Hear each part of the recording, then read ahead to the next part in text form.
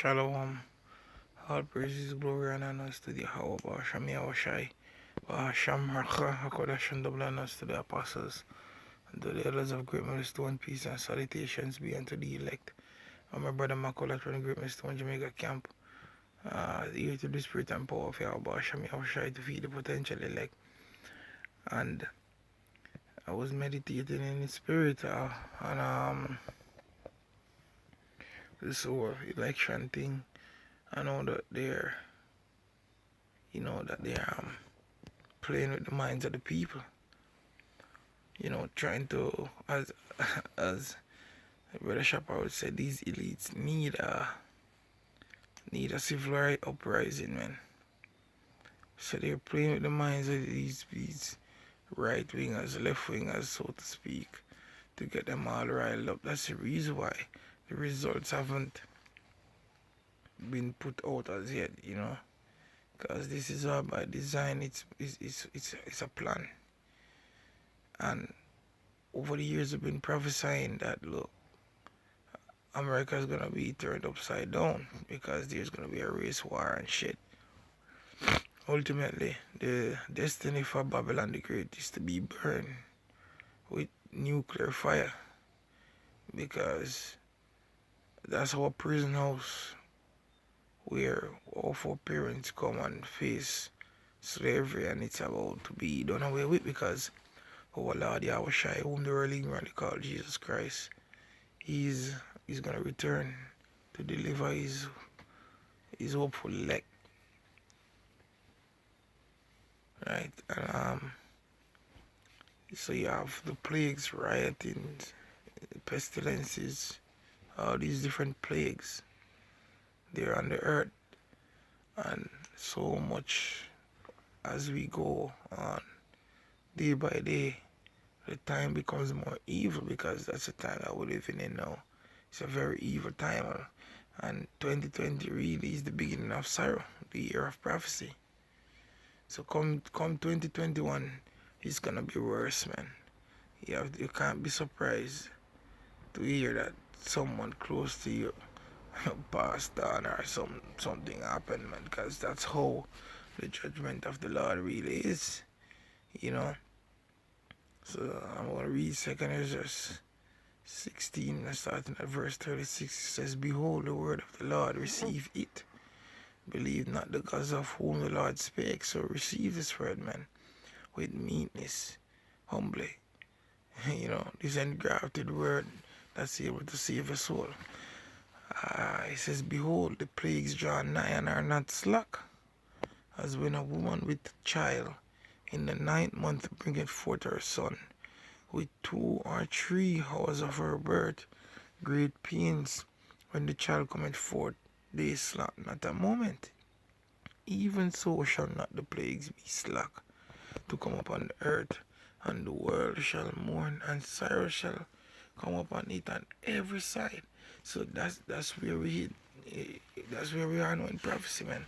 Sorrows and mourning. Now, personally speaking, I speak as a man, I don't think that after this result thing, there's gonna be a exact civil uprising. The reason why everybody is on hedge for that, well, most people is on hedge, and the scripture says, "When they shall say peace and safety, then sudden destruction cometh upon them." So, I can be wrong, but what I think that if this is to pop off, it's gonna be after the Passover, because we're staring in the face of the Passover again.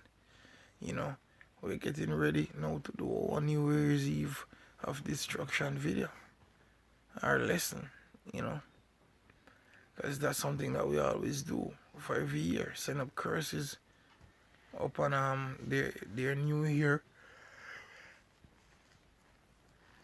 What else? And we do our New Year's Eve end of destruction video, right? Verse 14, 2nd Ezra 16, it says, "Oh my people, hear my word, make you ready to die battle." So it's our battle. It's a spiritual warfare, but there's gonna be a physical warfare as well.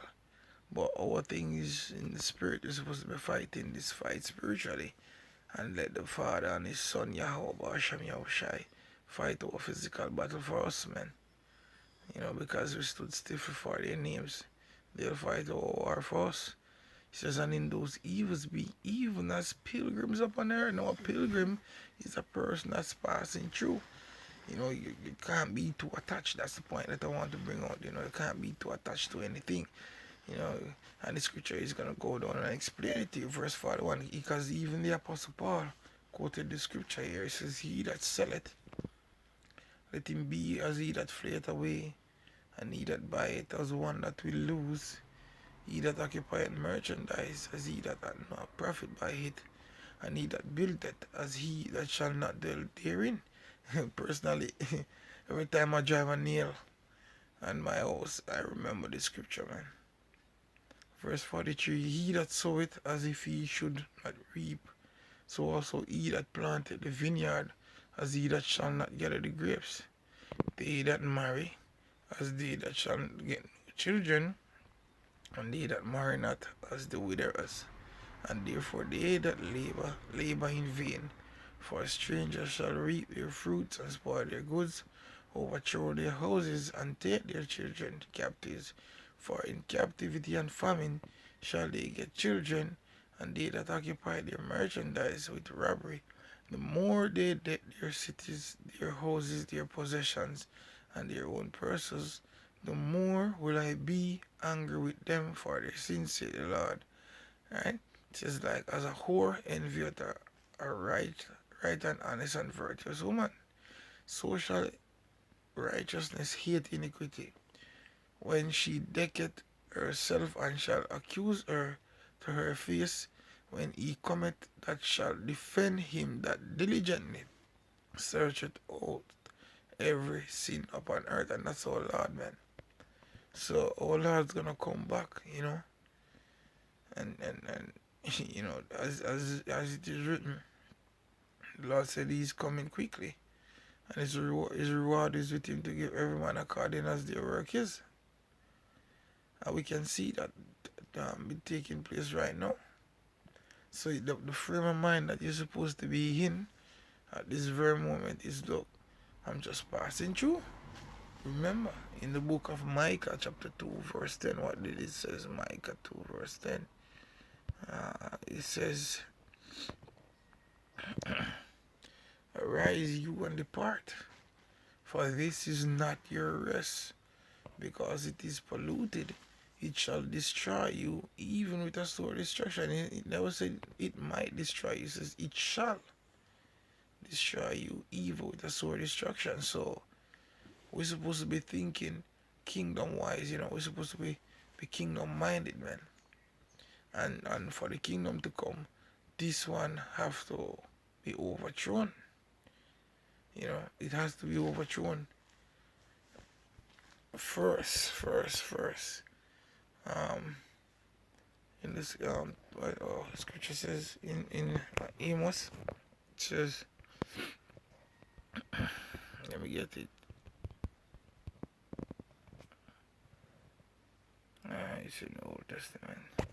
Amos 9 and 8. It says, behold, the eyes of the Lord power are upon the sinful kingdom, and I will destroy it from off the face of the earth, saving that I will not utterly destroy the house of Jacob, saith the Lord.